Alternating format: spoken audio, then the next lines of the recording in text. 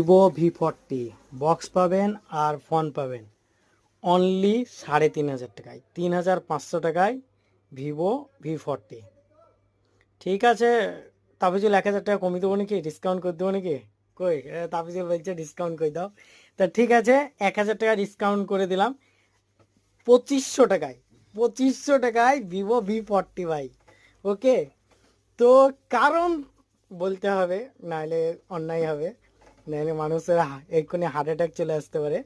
তো কারণ হচ্ছে ভাই, ফোনটা জলে ডুবানো হয়েছিল, ফোন ডেড।